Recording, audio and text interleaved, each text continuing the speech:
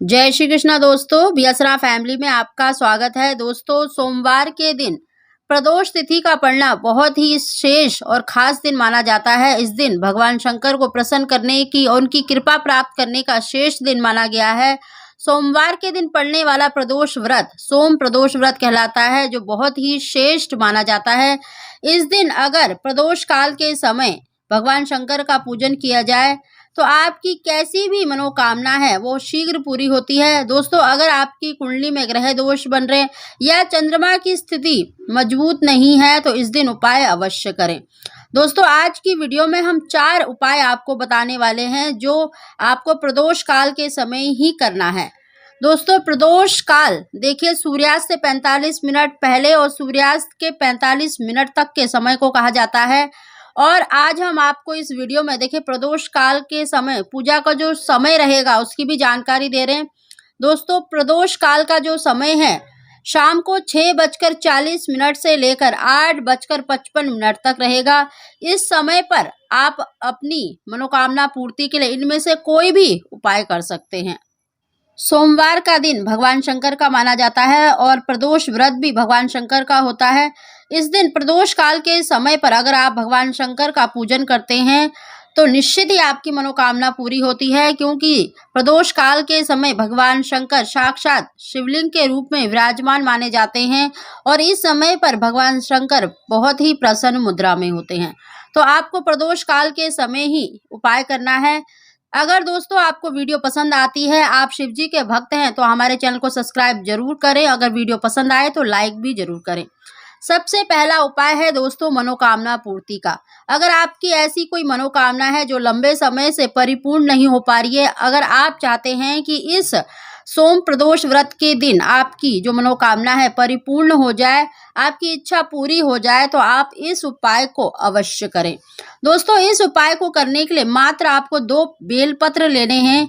बेलपत्र खंडित नहीं होने चाहिए। अगर आपको बेलपत्र नहीं मिलते हैं तो आप शिवलिंग पर चढ़े हुए बेलपत्र को स्वच्छ जल से धोकर उसका दोबारा प्रयोग कर सकते हैं, उपाय कर सकते हैं। साथ ही दोस्तों, आपको आधा चम्मच या थोड़ा सा आपको शहद लेना है और एक तांबे के पात्र में यानी लोटे में आपको जल लेना है। जल आपको अपने घर का ही लेकर जाना है और इन सभी वस्तु को लेकर आपको सायंकाल के समय शिव मंदिर में जाना है। इस उपाय को देखिए ध्यान से सुनिएगा, कोई भी गलती ना करें उपाय करते समय। दोस्तों, आपको एक बेलपत्र लेना है और एक बेलपत्र पर जहां पर तीनों पत्तियां चिपकी हुई होती हैं, तीनों पत्ती होती हैं, जहां से तीनों पत्तियां जारी होती हैं, वहां पर आपको बिंदी शहद की एक बिंदी लगानी है। जैसा कि आपको देखिए वीडियो में दिख रहा होगा, तो वहां पर आपको शहद की एक बिंदी लगा देनी है और दूसरे बेल पत्र पर आपको जो बीच वाली पत्ती होती है उसकी जो चिकनी साइड होती है उस पर आपको पूरा एक जो ऊपर की जो बेलपत्र के पत्ता है उस पर आपको पूरा शहद लगा देना है। पूरे पत्ते पर आपको शहद लगा देना है। दोस्तों, जिस पत्ते पर आपने पूरा शहद लगाया है उस पत्ते को आपको जो अशोक सुंदरी का स्थान होता है शिवलिंग पर, जहाँ पर सर्प का चिन्ह बना होता है, वहां पर चढ़ा देना है अपनी मनोकामना बोलते हुए। और दूसरा जो बेलपत्र है जिस पर आपने बिंदी लगाई है उस बेलपत्र को आपको शिवलिंग पर भी अपनी मनोकामना बोलकर शिवलिंग पर चढ़ा देना है। यहाँ पर दोस्तों आपको ध्यान ये रखना है कि जब बेलपत्र आप अशोक सुंदरी पर चढ़ा रहे हैं तो उसकी जो पीछे की डंडी होती है वो जलधारी की तरफ होनी चाहिए और शिवलिंग पर जो बेलपत्र आप चढ़ा रहे हैं उसकी डंडी भी जलधारी की तरफ होनी चाहिए, जहां से जल बहता है। इसी बात का आपको ध्यान रखना है। और उसके बाद जो 1 लोटा जल आप लेके गए हैं, थोड़ा सा जल आपको अशोक सुंदरी पर चढ़ा देना है। बाकी सारा जल ओम नमः शिवाय का जाप करते हुए शिवलिंग पर समर्पित करते समय यानी जल चढ़ाते समय आपको अपनी मनोकामना भी अवश्य बोलनी है। इस उपाय को करते समय आप कोई भी गलती ना करें। जल चढ़ाते समय आपको अपनी मन की इच्छा अवश्य बोलनी है। दोस्तों, है तो ये छोटा सा उपाय, लेकिन आपकी जो मनोकामना है परिपूर्ण अवश्य ही होगी। इस दिन इस उपाय को अवश्य करें। दूसरा उपाय भी बहुत ही सरल और बहुत ही अचूक उपाय है दोस्तों। कार्य सिद्धि के लिए आप इस उपाय को करें। इस उपाय को करने से पितृ प्रसन्न होते हैं, कुल देवता भी प्रसन्न होते हैं और इस उपाय को अगर आप कर लेते हैं तो आपका कार्य अवश्य ही सिद्ध होगा। दोस्तों, इस उपाय को करने के लिए मात्र आपको एक बेलपत्र लेना है और आपको पंचामृत बना लेना है। दूध, दही, घी, शक्कर, गंगा जल आप एक स्टील के लोटे में डालकर पंचामृत बना लें और इन दोनों वस्तु को लेकर आपको शिव मंदिर में जाना है और प्रदोष काल के समय ही आपको इस उपाय को करना है। दोस्तों, इस उपाय को करते समय भी कोई भी गलती ना करें। आपको देखिए, सबसे पहले बेलपत्र लेना है। बेलपत्र को आपको अशोक सुंदरी के स्थान पर चढ़ा देना है। यहाँ पर आपको जो बेलपत्र की जो डंडी है वो शिवलिंग की तरफ रखनी है। इसमें आपको देखिए उल्टा करना है, यानी आपको जो आप बेलपत्र मतलब अशोक सुंदरी माता पर चढ़ा रहे हैं उसकी जो डंडी है वो शिवलिंग की तरफ होनी चाहिए।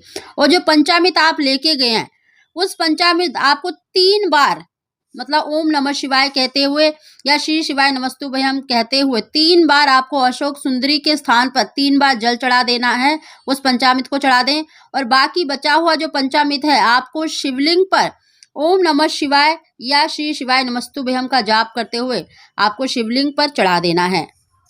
उसके बाद 1 लोटा स्वच्छ जल लेकर फिर से आपको 3 बार अशोक सुंदरी के स्थान पर वो जल चढ़ाना है और बाकी बचा हुआ जल ओम नमः शिवाय या श्री शिवाय नमस्तुभ्यम कहते हुए आपको शिवलिंग पर चढ़ा देना है। दोस्तों, इस उपाय को करने से हमारे पितर भी प्रसन्न होते हैं, कुल देवता भी प्रसन्न होते हैं। जिस भी कार्य में आपको सफलता नहीं मिल पा रही है, बहुत लंबे समय से उसमें रुकावट चल रही है या कोई ऐसी मनोकामना है, ऐसा कार्य है जो आप पूरा करना चाह रहे हैं लेकिन वो पूरा नहीं हो पा रहा है, तो आप इस उपाय को अवश्य करें।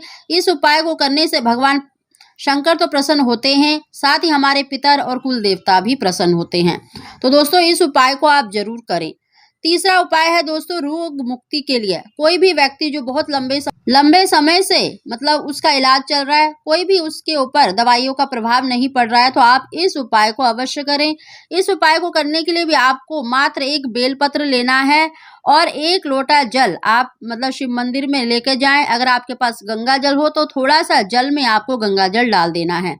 दोस्तों, एक बेलपत्र रोगी का नाम लेकर, अगर रोगी खुद कर सकता है तो बहुत ही अच्छा है, नहीं तो उसका नाम और गोत्र का उच्चारण करके आपको इस उपाय को करना है। घर परिवार का कोई भी सदस्य उसके लिए ये उपाय कर सकता है।